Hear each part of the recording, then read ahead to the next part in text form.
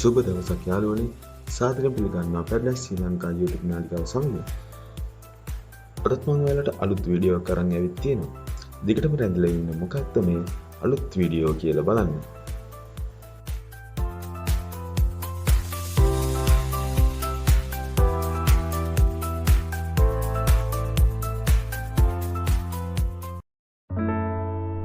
මොකක්ද මේ ඔටිසම් කියලා කියන්නේ? ඔටිසම් කියලා කියන්නේ භයානක රෝග තත්ත්වයක් නෙමෙයි. ගොඩක් සමාජය හිතන්නේ ඔටිසම් ජීවිත කාලයටම විඳවන රෝගයක් කියලා. ඒ වගේම අපේ සමාජයේ බොහෝ දෙනෙක් ඔටිසම් අයව කොන් කරනවා. ඒ වගේම සමච්චල් කරනවා. ඔටිසම් විතරක් නෙමෙයි. තවමත් අපේ අයගෙන් බහුතරයක් විශේෂ අවශ්‍යතාවයට සලකන්නේ එහෙම තමයි.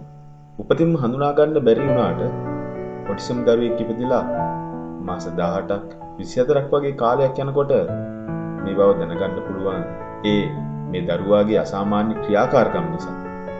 හැබැයි අවුරුදු 3ක් පමණ ගත වෙනකොට වෛද්‍ය පරීක්ෂාවකින් පස්සේ ඔටිසම් තත්ත්වය පිළිබඳව නිශ්චිත නිගමනයකට එන්න පුළුවන් වෙනවා. ලතින් භාෂාවේ ඕටස් කියන වචනයෙන් බිඳලා ආව වචනයක් තමයි ඔටිසම් කියලා කියන්නේ. මේ ඕටස් කියන වචනේ ඔටෝමැටික් කියන අදහස තියෙනවා. මුලින්ම මේ ඔටිසම් තත්ත්වය ඇස්පර්ජර් සින්ඩ්‍රෝම් කියලා තමයි හඳුන්වලා තියෙන්නේ. මේ ඔටිසම් තත්ත්වය කොහොමද මේ ලෝකයට බලපාලා තියෙන්නේ? අතීතේ නම් මේ ඔටිසම් කියන තත්ත්වය ගොඩක් හඳුනා ගන්න ලැබිලා තියෙන්නේ ඉතාම අල්ප විදියට.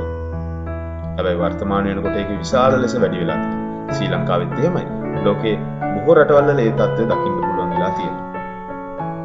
සාමාන්‍යයෙන් ගත්තොත් එහෙම ඔටිසම් මීට පෙර කාලයේදී සෑම දරුවන් 160 දෙනෙක්ගෙන්ම එක් තමයි මේ ඔටිසම් තත්ත්වයෙන් පෙළලා තියෙන්නේ. හැබැයි වර්තමාන වෙනකොට උපදින දරුවන් 60 දෙනෙකුගෙන් එක් ඔටිසම් තත්ත්වයෙන් පෙළෙන බවට වෛද්‍යවරු නිගමනය කරනවා. වාර්තාවල සඳහන් කරලා තියෙනවා. මේ ඔටිසම් තත්ත්වය ඇයි මේ සමාජයේ මෙච්චර වැඩි වීමට හේතු වෙලා තියෙන්නේ? මේ පිළිබඳව වෛද්‍යවරුන්ගේ නිශ්චිත මතයක් නැහැ. ඒ පිළිබඳව විවිධ අදහස් පළ කරනවා. ඒ වගේම තමයි මේ ඔටිසම් තත්ත්වයේ වැඩි වීමත් එක්කම ඒ පිළිබඳව වෛද්‍යවරු, දෙමව්පියන්, ගුරුවරු වගේ හැමෝම මේ ගැන අවධානයෙන් සොයා බලන්න උත්සාහ කරනවා. ඒ කරුණ නම් ඊටාම වැදගත් වෙනවා.